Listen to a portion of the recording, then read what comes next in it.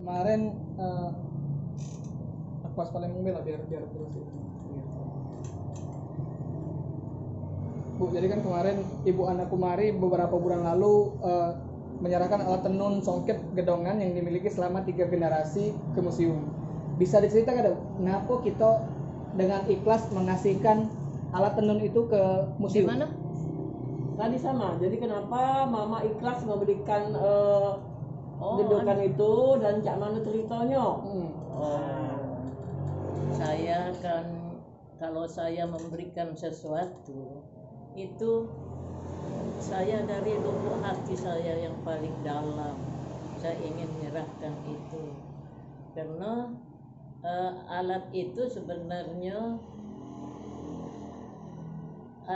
sebenarnya ya saya ingin wariskan kepada generasi yang akan datang biar tahu karena di bawah pimpinan Pak Chandra saya yakin bahwa itu akan dipelihara dengan baik, saya yakin. Dan itu ya agar generasi yang akan datang itu ada itu karena kalau alat tenun itu ya keluarga saya itu bukan perajin, bukan. Nenek saya itu adalah kalau orang yang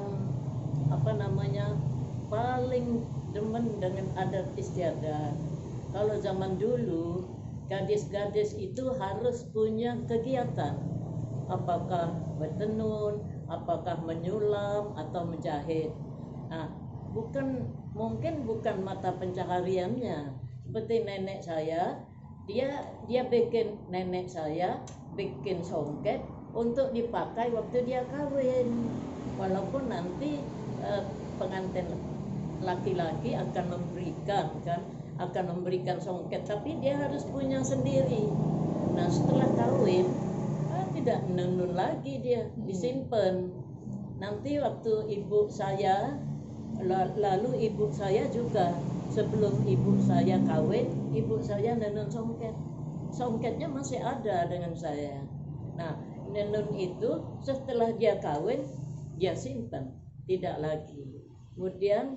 Kemudian diserahkan kepada saya kan.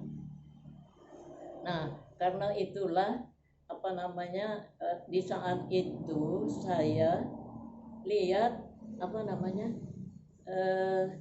anak-anak di kampung saya ini yang putus sekolah.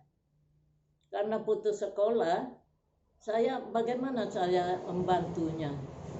Saya cari lagi di samping saya, nenek saya punya, uak saya punya, terus keluarga saya punya, itu saya dedek dia nenun songket. Saya berikan pelajaran gratis kepada anak-anak yang di kampung saya yang putus sekolah. Nah gratis. Perindustrian dilaporkannya ke istana, ke Departemen Perindustrian Pusat melapor ke istana. Karena itu saya dipanggil Presiden Soeharto untuk mendapatkan upakarti presiden yang saya tidak duga apa waktu itu. Saya tidak ngerti ada upakarti segala macam. Yang penting saya mendidik 50 orang remaja ataupun orang yang tua boleh untuk akhir, dan kalau dia mau dia boleh bekerja dengan saya sebagai penenun. Jadi intinya ikhlas memberikan agar itu bermanfaat untuk masyarakat. Mama ikhlas memberikan gedokan itu agar bermanfaat untuk masyarakat, itu generasi sekarang ya. Sekarang bukan jadi waktu itu saya kaget loh, saya kan dipanggil Presiden Soeharto, ada apa? Rupanya mendapatkan upakarti. Oleh karena saya tadi ikhlas mengajar penduduk tadi. Kemudian alat tenun yang saya punya itu, yang peninggalan nenek saya itu, saya bagaimana caranya? Saya ingin benda ini dilestarikan. saya ingin menjadi kemana saya akan lestarikan. Kalau di tempat saya biasa, terbayanglah saya, terkenanglah saya kepada Museum Bala Putra Dewa. Saya yakin di bawah pimpinan Pak Chandra itu akan terawat. Itu gimana ya? Adanya perkembangan songket baru ya, songket yang bukan tenun itu saya kira bukan dari Indonesia, dari luar negeri ya. Kalau saya kan sering pameran songket dan membawa alat tenun. Nah itu waktu di Jepang, saya kan di Jepang itu Konichiwa Asian Fair namanya. Waktu Asian Games di Jepang di Hiroshima.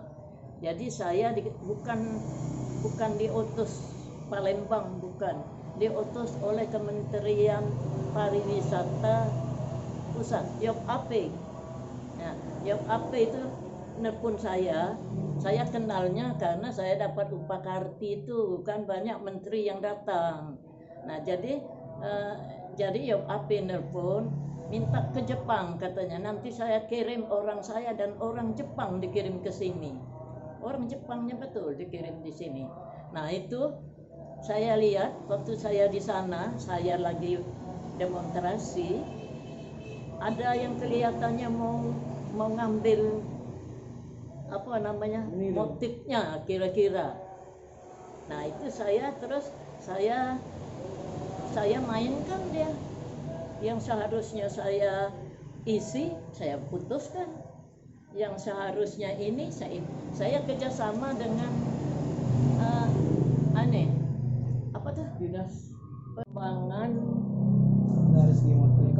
songket yang sekarang motif bahan ada. Saya juga pernah menciptakan satu macam songket misalnya.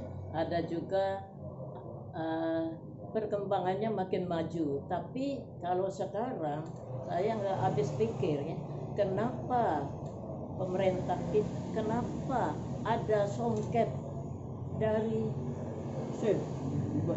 bukan tenun, dari apa? Alat mesin. Hah? Alat mesin. Hah? Alat mesin. Alat mesin ya. Iya. Nah itu saya heran kenapa bisa. Sedangkan songket ini kan ada undang-undang hak cipta ya. Kenapa itu bisa dibuat dengan pabrik, di pabrik? Saya tidak habis pikir itu urusan orang ya, urusan negara. Saya tidak ngerti kan. Nah tapi bagi kami yang ini, kalau perkembangannya maju ya, tapi kalau pembeli sekarang karena adanya songketan, ada songketan yang bukan tenun. Jadi orang-orang yang kurang mampu beli itu aja lah daripada beli songket mahal gitu ya. Nah sekarang kalau songket yang saya punya itu ada namanya bungo paci, bungo inten, bungo cino,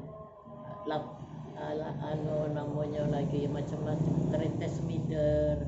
Saya punya itu yang asli, yang umurnya sudah ratusan tahun. Setelah Bu Ana ini ada nggak penerusnya, generasi yang songket ini di keluarga atau di anak buahnya? Meneruskan songketnya atau Iya, harus ke ini kerajinan, perajin kayak Bu Ana. jadi pengrajin juga Pengrajin. gitu. Oh, ada Nah, yang meneruskan usaha songket di keluarga. yang buat.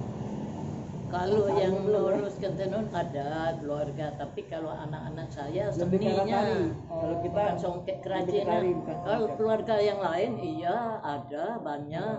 tapi Yang kita pernah mengembangkan saya didik, ya. masih deh. Ada pernah yang dari dusun itu nginep di sini 10 orang.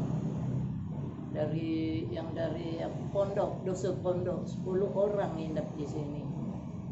Ya. Dia semua kawin kan, pulang. Himbauan enggak dari Bu Ana untuk generasi muda ini kan banyak joget-joget nggak jelas gitu, karena itu biar lebih